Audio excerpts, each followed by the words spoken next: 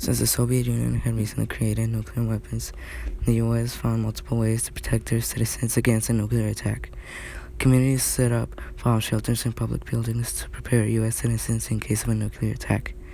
Families built shelters in their homes to be more prepared for any case of an attack.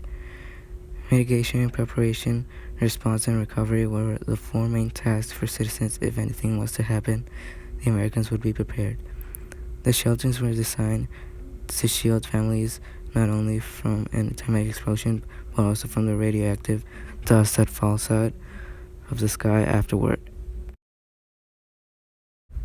Living with nuclear anxieties. Many novels in the 1950s were more or less about a nuclear war. Pat Frank's novel was on how though our world is now stuck in a nuclear war with USSR, a deadly weapon made in the United States to help win the war in Japan. This weapon weighed more than 2,400 pounds and had enough demolition to wipe out a whole city in seconds. The USSR had now created an atomic bomb, which had put scares in the United States because we knew how powerful the weapon could be. Nuclear anxieties in the 1950s because now Axis powers had developed problems with one another, a rivalry between capitalist, the United States, and communist, the Union of Soviet Socialist Republics. During the Cold Years, the destruction caused by atomic bombs dropped in Japan, still fresh in Americans' minds. Despite such fears, atomic power also excited Americans.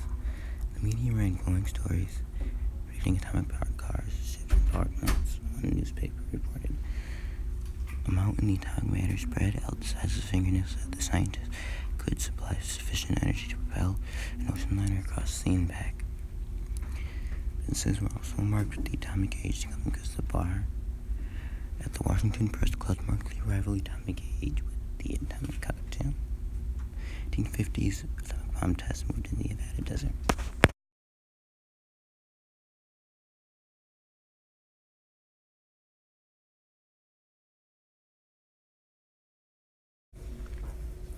Everyone in the mid-1950s were terrified of the much stronger bombs that the enemy possessed. These bombs were called H-bombs.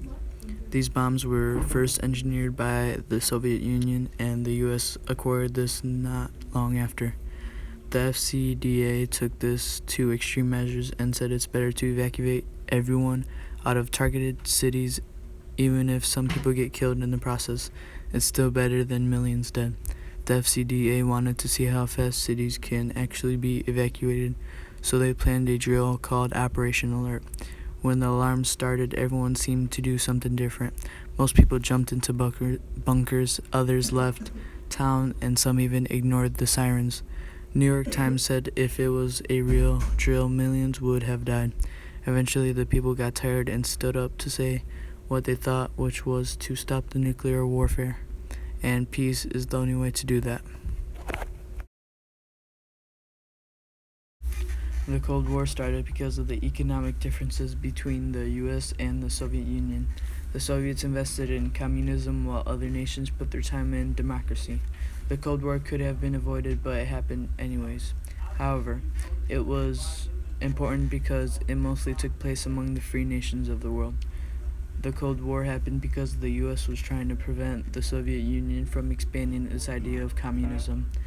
This big piece of history took place right after World War II, but right before the Berlin citizens took down the wall that divided U.S. Berlin from the Soviet Berlin.